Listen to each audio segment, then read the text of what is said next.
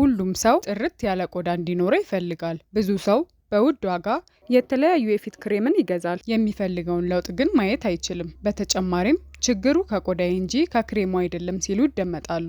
ነገር ግን ዛሬ ጥርት ያለ ቆዳ እንዲኖራችሁ የሚረዳችሁን በተፈጥሯዊ መንገድ ውጤት የምታገኙበትን ሚስጥራዊ ስልት እነግራችኋለሁ። ይህ ቻናል ስለ ውበት አጠባበቅና ስለ ፀጉር እድገት የምትማሩበት ቻናል ነው።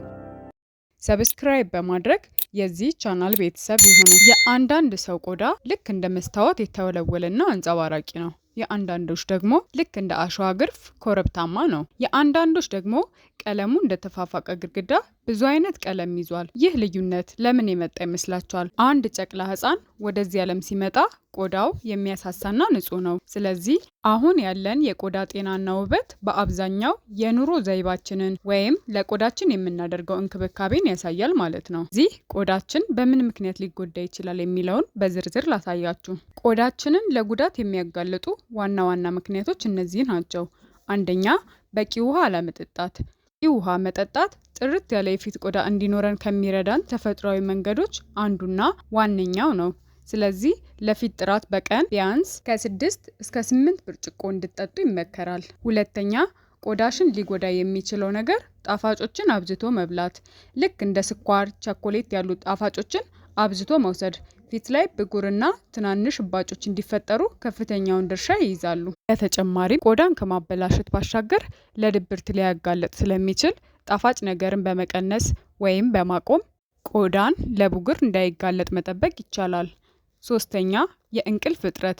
ይህ የብዙ ሰው ችግር ሊሆን ይችላል። በስራ ምክንያት ወይም በሶሻል ሚዲያ ላይ ጊዜን በማሳለፍ በቂ እንቅልፍና አስፈላጊውን እረፍት ሰውነታችን ላያገኝ ይችላል። እንቅልፍ በመተኛ ሰዓታችን ስልካችን ላይ ጊዜያችንን ስናሳልፍ ቆዳችን ደግሞ ይበቃኛል፣ ራሴን ላድስበት ይለናል። ነገር ግን ባለመስማታችን ምክንያት ከእንቅልፋችን ስንነሳ በድካም ውስጥ ያሳለፈ የሚመስልና በአይናችን ዙሪያ አይባግ የምንለውንና የአይን ዙሪያ ጥቁረትን ይዘን እንነሳለን። ስለዚህ የፊትሽን ቆዳ ለማጥራት ከፈለግሽ በመኝታ ሰዓት ስልክሽን ሳሎን ማድረግ ግዴታ ይሆንብሻል። ምክንያቱም አብዛኛው የሰው ልጆች እድገት እንዲሁም የቆዳ እድሳት የምናገኘው ሰውነታችንና አእምሯችን ለእንቅልፍ በሚያርፍበት ጊዜ ስለሆነ የቆዳን ጥራት ለማግኘት የተመጣጠነ እረፍትና እንቅልፍ ማግኘት ስላለብን በቀን ቢያንስ ከ8 ሰዓት ያላነሰ መተኛት ይኖርብናል ማለት ነው። አራተኛ፣ ቆዳሽን ሊያበላሹ ከሚችሉት ነገሮች አንዱ ብዙ መጨነቅ። አብዝቶ መጨነቅ ለማይታዩና ለሚታዩ የጤና ችግሮች ሲዳርግ ከሚታዩት ውስጥ አንዱ የቆዳን ቀለም በማድያትና በጥቋቁር ነጠብጣብ መቀየር ነው። በእርግጥ የአኗኗራችን ዘይቤ በአስጨናቂ መንገድ እንድናልፍ ቢያደርገንም ነገር ግን አንዳንድ ነገሮችን ቀለል በማድረግ ለማድያትና ጥቁር ነጠብጣብ የምንጋለጥበትን እድል መቀነስ እንችላለን። አምስተኛ፣ ቆዳን በተገቢው መንገድ አለመንከባከብ። ጤናና ውበት ለመጠበቅ ተገቢውን እንክብካቤ ማድረግ ይኖርብናል። ለምሳሌ ንጽህናውን መጠበቅ፣ እንዲሁም ቆዳ እንዳይደርቅ ተገቢውን እርጥበት ማግኘት ይኖርበታል። ስለዚህ ቆዳን ስለሚጎዱ ልምዶች ይህን ያህል ካልኳችሁ ተጨማሪ ያለ ውድ ክሬም ቆዳችንን ጤናማና አንጸባራቂ የምናደርግበትን ስልት የምነግራችሁ ይሆናል። አንደኛ፣ የቆዳን ንጽህና መጠበቅ። ቢያንስ ጠዋትና ማታ በቀን 2 ጊዜ ፊታችንን መታጠብ። ወደ መኝታ ከመሄዳችን በፊት ለቆዳችን ተስማሚ በሆነ ማጽጃ ፊታችን ላይ ያለ እንደ አቧራ ያለ ቆሻሻ እንዲሁም ቀን ስንዘዋወር ፊታችን ላይ የተከማቸውን ባክቴሪያ በጥንቃቄ በመታጠብ ማስወገድ ይኖርብናል። ተጨማሪም የፊት ቆዳን በመኝታ ሰዓት ከየትኛውም አይነት ሜካፕ ማጽዳት ይኖርብናል። ከታጠቡም በኋላ 1 ለ2 ደቂቃ በራሱ እንዲደርቅ መተው። ቆዳችን ተስማሚ በሆነ ኦይል፣ ቤቢ ኦይል ባሉ ማለስለሻ በለስላሳ እጃችን በቀስታ ለ1 ደቂቃ ያህል ማሳጅ ማድረግና መተኛት። ጠዋት ከእንቅልፋችን ስንነሳ በንጹህ ውሃ ብቻ መለቃለቅ እንችላለን። በመቀጠል ቆዳችን እንዳይደርቅ ለቆዳችን ተስማሚ የሆነ ሞይስቸራይዘር በመምረጥ ቆዳችንን እርጥበት እንዲያገኝ ማድረግ። ሁለተኛ፣ በቤት ውስጥ ቆዳችን አንጸባራቂና ፍክት ያለ እንዲሆን ከሚረዳን ነገሮች አንዱ የፊት እስቲም ማድረግ ነው። በሳምንት 1 ወይም 2 ቀን እስቲም ብናደርግ የፊታችን ቆዳ ላይ ያሉ የሞቱ ቆዳዎች ወይም ቆሻሻዎች በቀላሉ እንዲነሱ ስለሚረዳ ቆዳ ቀዳዳዎች በቀላሉ ስለሚከፈት ተመጣጣኝ አየር እንዲያገኙ እንዲሁም የምንቀባው ማንኛውም ምርት በቀላሉ ከቆዳችን ጋር እንዲዋሃድ ያደርገዋል። ስለዚህ የትም መሄድ ሳይኖርባችሁ በቤት ውስጥ ብቻ ሰፋ ያለ ብረት ድስት ላይ ንጹህ ውሃ አድርጎ እንዲፈላ መጣድ። የፈላውን ውሃ በማውረድ ለተወሰነ ደቂቃ ስቲም ማድረግ። በላይ ስቲም ማድረግ ቆዳው እንዲጎዳ ስለሚያደርገው ከ5 እስከ 10 ደቂቃ በቂ ነው። ስለዚህ ይህንን በሳምንት 1 ቀን ወይም 2 ቀን ብታደርጉት ለቆዳችሁ ተስማሚ ነው ማለት ነው። በሶስተኛ ደረጃ በቤት ውስጥ የፊታችንን ቆዳ ጤና የሚጠብቅልን ፌስ ማስክ መጠቀም ነው። በቤት ውስጥ የሚዘጋጅ የፊት ማስክ እንደየቆዳው ጉዳት ፊትን ማለስለስ፣ ለደረቅ ቆዳ በቂ እርጥበት መስጠት፣ ተመጣጣኝ ወዝ እንዲኖር በማድረግ ለወዛም ቆዳ ደግሞ አላስፈላጊ ወዝን በማስወገድ ተመጣጣኝ የሆነ እርጥበት እንዲኖር ያደርጋል። ስለ ቆዳ አይነታችሁና የትኛው የፊት ማስክ ለእናንተ እንደሚስማማ ከዚህ በፊት የሰራሁት ቪዲዮ አለ። ስለዚህ እዛ ላይ ማየት ትችላላችሁ። ነገር ግን አሁን እንደየቆዳ አይነታችሁ በቤት ውስጥ የሚዘጋጁ የፊት ማስኮችን ላሳያችሁ።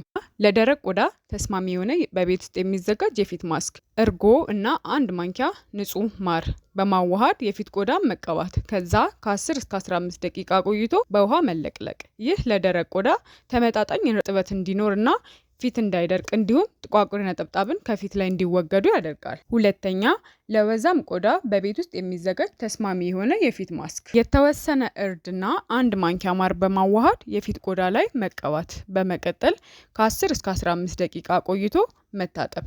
ይህ ውህድ ፊት ላይ የሚወጡ ሽፍታን እንዲሁም ብጉር እንዳይመረት ትልቅ ሚና አለው። በተጨማሪም አላስፈላጊ ወዝን በማስወገድ የፊት ቆዳን ፍክት ያደርጋል።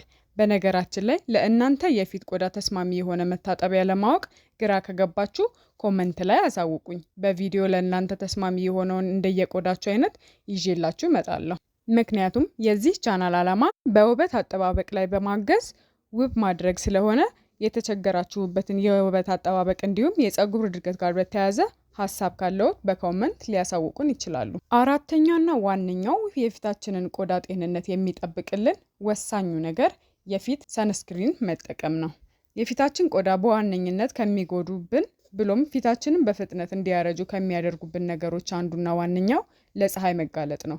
የፀሐይ ብርሃን የፊት ቆዳን ያለ እድሜ እንዲያረጅና እንዲሸበሸብ ያደርገዋል። ለምሳሌ እዚህ ምስሉ ላይ የምትመለከቱት በፀሐይ ብርሃን ጉዳት የደረሰበት ቆዳ ነው። የፀሐይ ጨረር ቆዳ ላይ ጥቋቁር ነጠብጣብ በማውጣት እንዲሁም ቆዳን በመሸብሸብ የተጎሳቆለ የፊት ቆዳ እንዲኖራችሁ ስለሚያደርግ እርጅናን በሩቁ የሚሉ ከሆነና ያለ እድሜ ማርጀት የሚያሳስቦት ከሆነ ሰንስክሪን መጠቀም ግዴታ ነው። ስለዚህ ለእርሶ ቆዳ ተስማሚ የሆነውን ሰንስክሪን መጠቀም ይመከራል። በተጨማሪም ፀሐይን ለመከላከል ኮፍያ፣ ጥላ እንዲሁም መነጽርን መጠቀም በተወሰነ መልኩ ከፀሐይ ጨረር ስለሚከላከል እንዲጠቀሙ ይመከራል።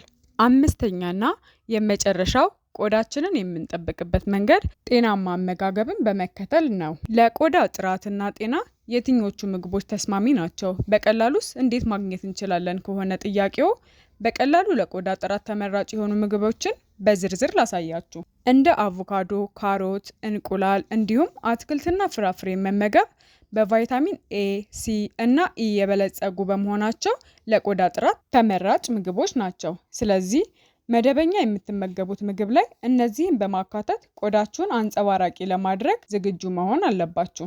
ስለዚህ በዚህ ቪዲዮ የዘረዘርኩላችሁን በየቀኑ ከተገበራችሁ ያለ ውድ ክሬም ቆዳችሁን አንጸባራቂና ጥርት ያለ እንዲሁም ፍክት ያለ ቆዳ እንዲኖራችሁ ማድረግ ትችላላችሁ ማለት ነው። ቪዲዮን ከወደዳችሁት ሰብስክራይብ እንዲሁም ላይክ ማድረጋችሁን አትርሱ።